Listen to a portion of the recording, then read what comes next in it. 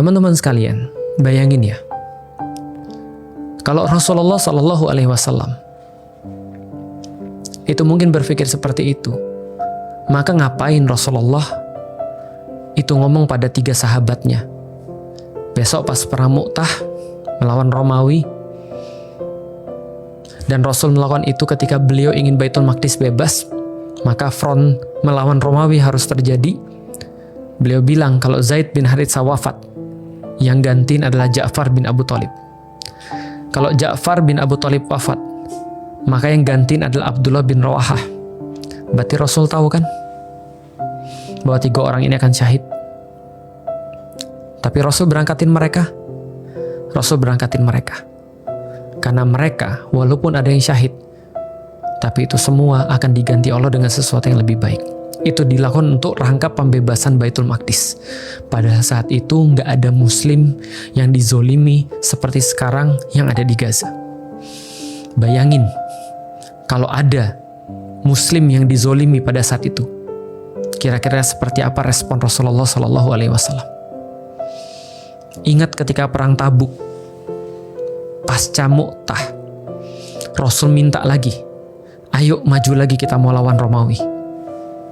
Di tengah paceklik, orang-orang kelaparan, orang-orang hidup aja susah. Pasukan ini dinamakan pasukan usrah, pasukan kesulitan. Lalu ada kemudian seseorang yang bilang pada Rasulullah, ya Rasulullah, jangan timpakan fitnah kepada kami. Aku minta izin ya Rasulullah, karena cewek-cewek Romawi itu cantik. Nanti aku khawatir aku nafsu sama mereka. Aku minta izin gak ikut perang karena takut nafsu terhadap cewek-cewek di situ dan itu adalah fitnah. Rasul izinkan. Dan Allah turunkan ayat, kamu takut fitnah, itulah fitnah sesungguhnya.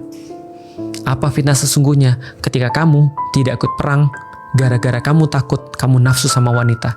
Padahal alasanmu adalah fitnah yang sesungguhnya. Tahu teman-teman sekalian, takut mati itu fitnah yang sesungguhnya. Orang-orang bilang, aku takut mati. Kenapa? Nanti kalau begini, bukannya semuanya mati. Terus apa artinya kalau kamu hidup? Kalau kamu nggak peduli dengan urusan yang harusnya kamu peduli. Kita belajar akidah nggak? Kita belajar akidah kan? Kita tahu kan? Kalau hidup ini bukan cuma sekarang. Kita tahu kan? Bahwasanya apa yang terjadi besok itu adalah bergantung keputusan-keputusan kita yang sekarang. Terus how come yang lebih memahami itu adalah orang-orang kafir yang bukan muslim? Itu Tiago Avila nulis di dalam suratnya, aku siap mati untuk kalian. Dan orang-orang yang berangkat itu, mereka juga ninggalin anak-anak mereka.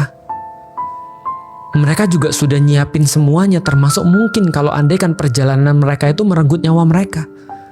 Tapi kita yang bilang bahwa kita adalah muslim, yang kita bilang bahwasanya kita akan sama-sama ketemu dengan Rasulullah, tapi kita masih menghitung kuliah. Kita ngitung, kalau andaikan sementara kita takut bahwasanya kita akan diserang, sementara kita hidup tapi nggak ada bedanya dengan mati. Kita hidup tapi nggak ada bedanya dengan mayit. Orang-orang nggak beriman, nggak sanggup ngelihat orang-orang Gaza kelaparan. Mereka bilang ini harus diakhiri dengan semua cara. Gak sanggup mereka. Terus kita yang punya iman, seolah-olah bilang gini, udahlah, biar masalahnya tuh dikontain di situ aja. Masalah dibatasin di Gaza aja. Ada yang komen, ya udah, besok jangan lewat Mesir dong. Lihat lewat aja kayak kapal Madlin tuh dari perairan internasional. Gak usah masuk yurisdiksi Mesir. Guys, serius nih. Aku udah bilang, berbeda pendapat gak apa-apa. Tapi please, jangan gara-gara kita tinggal di Mesir, jangan gara-gara kita belajar di Mesir, lantas kita bisa melakukan apapun. Seolah-olah resiko tuh gak pernah ada. Lah terus, sekarang aku mau nanya nih, aku nanya pada diriku sendiri. Setiap waktu aku nanya pada diriku sendiri. Lalu kita mau ngarepin aktivis-aktivis kemanusiaan itu berbuat apa? Lalu kita mau ngarepin apa?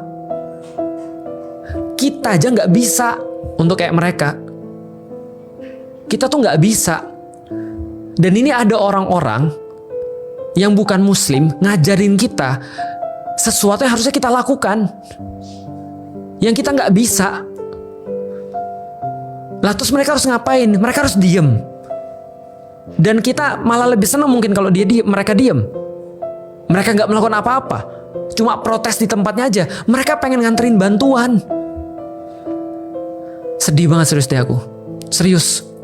Aku berpikir memang PR kita banyak. Memang betul masalahnya itu ada pada pemikiran. Betul, masalah itu ada pada pemikiran.